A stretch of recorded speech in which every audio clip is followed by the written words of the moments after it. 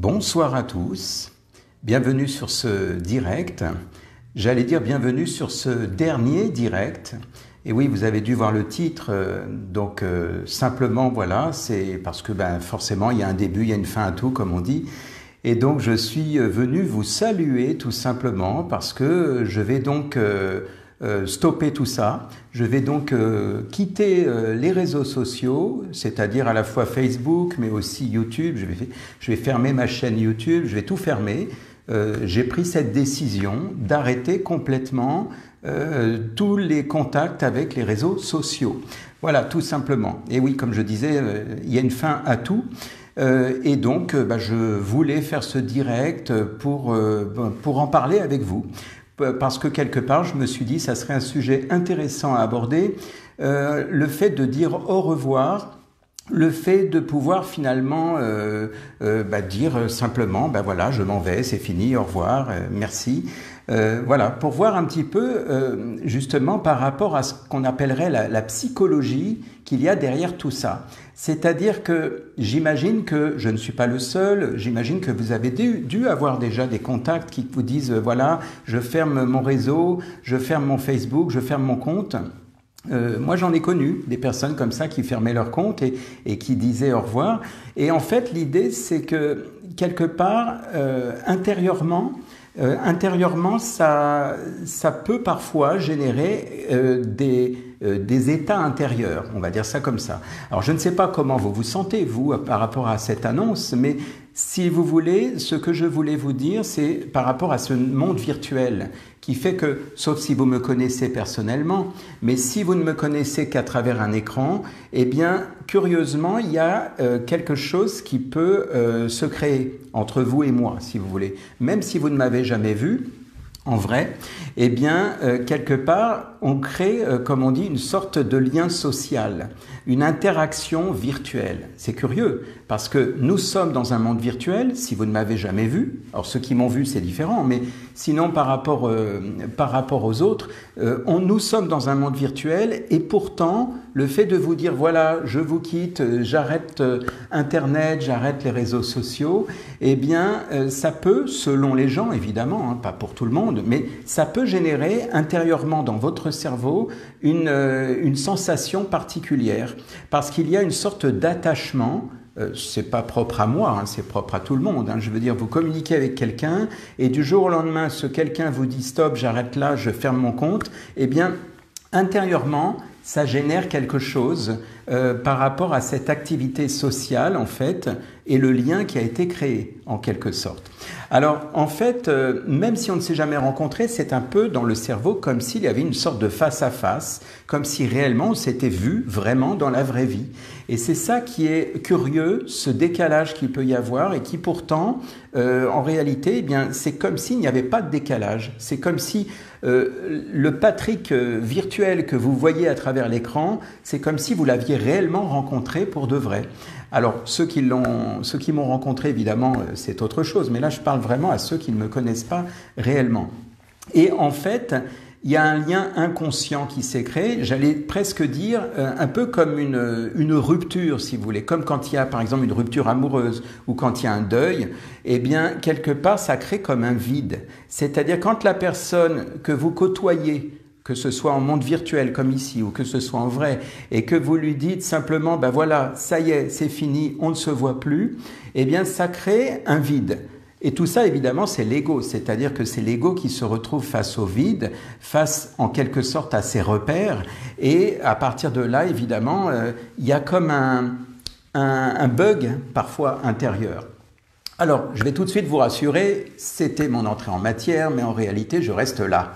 Voilà, alors désolé pour ceux que je déçois peut-être, mais en attendant, voilà. Non, c'était juste pour que vous puissiez ressentir intérieurement qu'est-ce que ça vous fait d'imaginer quelqu'un qui vous dit du jour au lendemain, si vous me suivez régulièrement, par exemple, il y a des gens qui aiment bien ce que je fais, d'autres qui sont indifférents, bon là, ok, mais l'idée, en fait, c'est qu'est-ce que ça vous a fait, en lisant le titre, qu'est-ce que ça vous a fait, je vois des petits sourires là, des gens qui y ont cru peut-être. Voilà, qu'est-ce que ça vous a fait intérieurement de voir ce type de message ?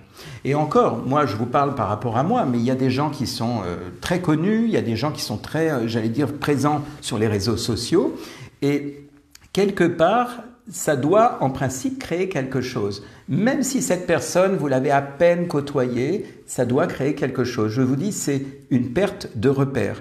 Pourquoi? Parce qu'il y a un conditionnement qui s'est installé à travers les échanges, même si vous ne m'avez peut-être jamais parlé, même si des fois vous voyez une vidéo, ou même sur YouTube, ou même n'importe où, et puis, à force, vous finissez par entrer dans le monde de la personne. Vous finissez par, quelque part, entrer dans son histoire. Et si du jour au lendemain, cette personne vous dit, voilà, salut les amis, je m'en vais, je quitte la chaîne, je quitte le réseau, eh bien, bizarrement, il y a ce vide. Il y a une sensation particulière. Et vous savez, d'ailleurs, comme je vous disais tout à l'heure, j'étais en train de vous dire, ça fait penser un petit peu à ce vide face, par exemple, à quelqu'un qui meurt. Et vous savez par exemple que chaque minute, c'est impressionnant ce que je vais vous dire, chaque minute sur Facebook, il y a 3 personnes qui meurent. 3 personnes à chaque minute qui meurent sur Facebook. Ça veut dire que leur compte reste actif et si ça continue comme ça, apparemment d'ici 2-3 ans, il y aura plus de gens morts qui ont un compte Facebook que de gens vivants. C'est hallucinant quand même, hein. J'ai vu ça sur Internet et quelque part, imaginez davantage de personnes mortes que vivantes sur les réseaux. Ça veut dire qu'il y a ce qu'on appelle des comptes fantômes. La personne n'est plus là et quelque part, d'ailleurs j'ai des amis encore qui sont amis avec moi sur Facebook. D'ailleurs, il faudrait peut-être que je prenne une décision par rapport à ça, mais qui sont encore mes amis, alors qu'ils ne sont plus de ce monde. Et vous savez, c'est toujours délicat quand même. C'est-à-dire que on est vraiment face à une confusion mentale dans le monde virtuel. Je ne sais pas si vous en avez, mais ces amis qui ne sont plus de ce monde, moi j'ai notamment un ami, c'est un ami dans le monde de la danse à l'époque, qui n'est plus là depuis maintenant presque 10 ans, je crois, enfin 8 ans, 10 ans, je ne sais plus. Eh bien, je n'ai pas osé supprimer le compte. C'est un peu comme si ce n'était pas possible. Et pourtant, c'est complètement irréel. Bon, même si c'est un ami que j'avais rencontré, que je connaissais très bien. Mais ce que je veux vous dire, c'est qu'il y a comme un attachement qui s'est créé, comme un lien virtuel. Et c'est ce que j'évoquais tout à l'heure en vous disant, voilà, je quitte Facebook, je quitte les réseaux. Eh bien, même si vous ne me connaissiez pas visuellement, réellement, je veux dire consciemment, physiquement, il y a un lien qui se crée. Et ce lien qui se crée est complètement abstrait. Puisque si vous ne rencontrez pas physiquement la personne, on pourrait se dire pourquoi le lien va se créer. Mais c'est comme ça fonctionne de cette manière. Donc c'est assez déroutant d'imaginer que moi qui suis là derrière un écran et peut-être que vous ne m'avez jamais rencontré, eh bien c'est comme si ce monde virtuel, sachant que vous ne me connaissez que à travers l'écran, eh bien si je vous dis je vous salue, c'est fini, je ferme mes comptes, je n'existe plus, il y a quelque chose qui s'est installé, c'est-à-dire il y a un lien qui s'est construit entre vous et moi. Et ça, c'est assez particulier. Ça, c'est un côté addictif, non pas par rapport à moi, mais par rapport à une personne en général avec qui vous communiquez. Donc, vous voyez, c'est tellement bien fait que d'ailleurs, on parle d'une demande en ami. Alors qu'en réalité, le terme ami, j'allais dire, c'est plus un contact qu'un ami. Parfois, on n'a jamais vu les personnes. Mais pourquoi, au moment où la personne... vous apprenez par exemple, comme je disais tout à l'heure, que cette personne décède et vous voyez son compte et vous voyez par exemple toutes les personnes qui disent oui, mes condoléances, etc. Vous-même, vous ne connaissiez peut-être pas cette personne, mais ça vous touche. Et de la même manière, quelqu'un qui vous dit salut les amis, je quitte mon compte, je ferme Facebook et autres, de la même manière, ça remue intérieurement. Parfois, c'est presque pas grand-chose, mais parfois... quelqu'un que vous aimez bien, quelqu'un que vous avez suivi régulièrement, quand il vous annonce ça, intérieurement, vous devez ressentir quelque chose en particulier. Voilà, donc en fait, ce que je disais, c'est que le monde virtuel et le monde réel, parfois ça se frôle, la frontière elle est mince. Vous savez, c'est comme les sites de rencontres. Dans les sites de rencontres, les gens ne se connaissent que virtuellement au début. Ils s'écrivent, ils s'envoient des images, des photos, je ne sais quoi. En tout cas, bref, ils rigolent, ils sont dans l'intimité. Et curieusement, il y a ensuite à traverser ce monde de l'écran, c'est d'arriver à se voir physiquement. Et ça arrive qu'il y ait un décalage à ce moment-là, parce qu'on connaissait la personne virtuellement, on a rigolé avec, on était dans l'intimité, on a partagé des rires, des choses intenses. Et le jour J où on va rencontrer la personne physiquement, c'est comme si on rencontrait quelqu'un d'autre. Et parfois, la personne peut être là où les deux personnes peuvent être intimidées, comme si c'était pas la même en fait, comme si ce n'était pas la même personne, comme si celle que j'avais rencontrée derrière ce site, ben, là tout d'un coup on se voit en vrai, ce n'est plus la même. Parce que le monde virtuel à travers un écran et le monde physique réel, eh bien il y a quand même des frontières, mais elles sont des fois très minces, et il y a un paradoxe, puisque comme je viens de le dire, à la fois c'est mince, et à la fois quand vous rencontrez la personne en vrai, parfois vous ne savez plus quoi dire, vous n'êtes plus dans le même monde. Vous avez peut-être bien communiqué, bien rigolé sur les réseaux ou sur Internet en général, et puis le jour J, tiens, on va se rencontrer en vrai, l'exemple d'un site de rencontre, et là, ah, je ne sais plus quoi dire. C'est très curieux.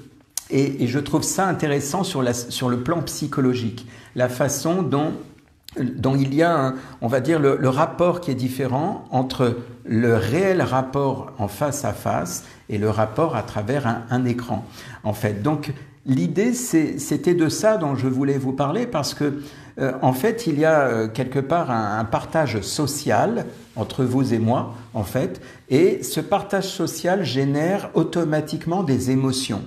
Alors, ça dépend. Il y a des gens qui vont rigoler, il y a des gens qui vont être curieux, intéressés. Vous voyez, il y a différentes sortes d'émotions. Et en fait, on va créer l'illusion de se sentir vivant. Je parle des internautes qui, par exemple, regardaient une vidéo, écoutaient quelqu'un qui parle ou qui communiquait en écrivant des messages. Eh bien, vous vous sentez inconsciemment vivant. Vous faites partie, en fait, du fameux réseau. Et en fait, quelque part, vous allez créer une sorte d'appartenance. Une appartenance à un groupe, une appartenance à une personne, entre guillemets, appartenance à des commentaires, à des messages, à des Facebook, à des lives. Et tout ça, ça crée une sorte d'addiction, alors qu'en fait, c'est simplement une illusion. C'est-à-dire que cette illusion, c'est que, comme je le disais tout à l'heure, ceux qui ne me connaissent pas, sauf à travers l'écran, en réalité, je n'existe pas. C'est juste un écran qui existe. Et en fait, évidemment, derrière cet écran, on peut faire passer des messages, des émotions, ce qui fait qu'à un moment donné, on finit par entrer en sympathie avec la personne, comme si cette personne était réelle et qu'elle existait vraiment. Bon, je vous rassure, j'existe vraiment. Il y a des gens qui m'ont rencontré, ils pourront confirmer. Mais ce que je veux vous dire, c'est que quand je vous annonce « je quitte Facebook, je ferme les réseaux, je m'en vais », alors sauf si c'est votre premier passage ici, mais si vous aviez l'habitude de me voir, de m'écouter, vous êtes entré dans cette boucle, quelque part, d'addiction. Ça ne veut pas dire que vous êtes entré dans l'addiction par rapport à moi, mais l'addiction de quelqu'un qui vous parle, quelqu'un que vous écoutiez, et du jour au lendemain, la personne vous dit « salut, je m'en vais ». Et ça, quelque part, ça vient toucher quelque part des choses au niveau de votre inconscient. C'est-à-dire qu'effectivement, c'est addictif. Un peu comme les 7 petits boutons, vous savez, que vous avez en bas. Il y a les 6 émotions principales. Je ne sais plus, il y a la colère, il y a le rire. Vous savez, sur Facebook, quand vous cliquez, il y a les 6 émotions principales avec les petits smileys. Et vous avez également le pouce, donc le 7e. Donc le pouce, c'est juste simplement pour dire voilà, c'est super, c'est bien. Et puis à côté, il y a des émotions, c'est-à-dire je crois j'aime, je rigole, je fais oh parce que je suis surpris, celui qui pleure et puis celui qui grogne. Eh bien, tout ça, c'est un reflet de toutes les émotions de l'être humain. Et avec ça, évidemment, eh bien, ce qui se passe en arrière-plan, dans les fins fonds des réseaux, eh bien, ils peuvent comme ça cerner quel type d'émotion vous avez devant tel ou tel événement ou image ou je ne sais pas, ou émission, par exemple. Vous voyez ? Et l'idée, c'est que ça stimule une sorte de réaction positive qui représente une récompense. J'en avais déjà parlé dans un live une fois, c'est-à-dire, quelque part, ça stimule la dopamine, en fait. Hein, c'est-à-dire que vous avez cette impression d'appartenir à un ami, enfin d'appartenir à un réseau, d'être avec des amis, d'être en contact. Et du coup, vous quittez le monde réel. Ça fait qu'à un moment donné, vous êtes tellement entré dans ce jeu que même si je n'avais pas existé pour de vrai, même si j'étais un robot en vous parlant, vous finissez par, quelque part, entrer dans ce jeu. Vous savez, c'est la même chose quand vous regardez un dessin animé. Qu'est-ce que c'est un dessin animé? Ce ne sont que des coups de crayon quand on y pense. Pourquoi un dessin animé vous donne des émotions? Vous fait, je sais pas, peut vous faire rire, suspense, pleurer peut-être. Pourtant, ce n'est qu'un dessin qui est animé. Et il n'y a rien de réel. Ce personnage n'existe pas. Même chose avec un ventriloque. Quelqu'un qui est ventriloque, il fait tellement vivre son personnage qu'à un moment donné, vous finissez par ne plus regarder la personne, mais vous regardez le personnage, le ventriloque. Enfin, vous regardez non plus le ventriloque, mais la marionnette. Et vous finissez par être attendri à travers la marionnette, alors qu'en réalité, c'est juste quelque chose qui est animé à travers une main. Et donc, voyez à quel point on peut se faire piéger, en fait, derrière le virtuel.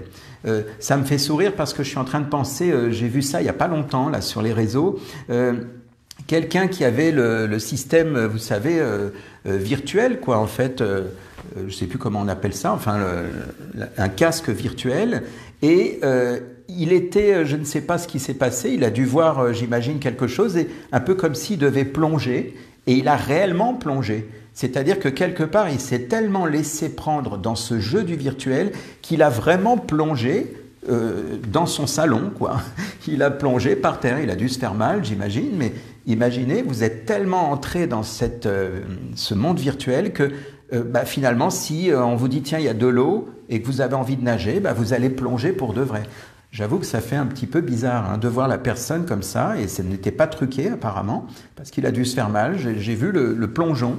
Voilà, donc tout ça pour vous dire que la solution par rapport à ça, quand vous êtes vraiment entré, mais vraiment dedans, complètement dans le monde virtuel, la solution c'est d'avoir un peu de discernement et de vous rappeler à la réalité et de vous dire quelque part je reviens au réel, parce que sinon on se fait très vite happer et on finit par rentrer dans ce monde virtuel comme si ce qu'il y avait derrière l'écran était réel. Alors qu'en réalité, bien sûr que comme je l'ai dit tout à l'heure, je suis réel, j'existe vraiment, mais tant qu'on ne s'est pas vu physiquement, eh bien, on part du principe que pour l'instant, il y a juste un écran et quelqu'un qui parle derrière l'écran. Voilà, c'est tout. Et d'ailleurs, vous savez, quand on voit les émissions à la télévision ou ailleurs, ou même des acteurs de cinéma, eh bien, parfois, on a envie de les rencontrer en vrai parce qu'on connaît l'acteur ou le chanteur virtuellement. Et puis, on a envie d'aller le voir en vrai, on a envie de se dire « Ah, mais ça y est, je l'ai vu pour de vrai ». Il y a même des gens qui disent « Je l'ai touché », parce que ça devient un peu comme une icône, en fait. Et c'est curieux d'imaginer cette frontière simplement à travers une vitre, finalement, un écran. Voilà, c'est tout. C'était un petit peu ce partage que je voulais faire avec vous. Donc, désolé pour mon entrée en matière, pour ceux que ça a peut-être perturbé, s'il y en a eu. Et j'espère que non, quand même, pas à ce point-là. Mais en tout cas, voilà. En tout cas, c'était pour vous parler un petit peu de l'émotion face au monde virtuel et de l'addiction par rapport aussi au monde virtuel. Alors, je vous dis à très bientôt, du coup. Bonne soirée. Et puis, on se retrouve dans un prochain direct. Merci.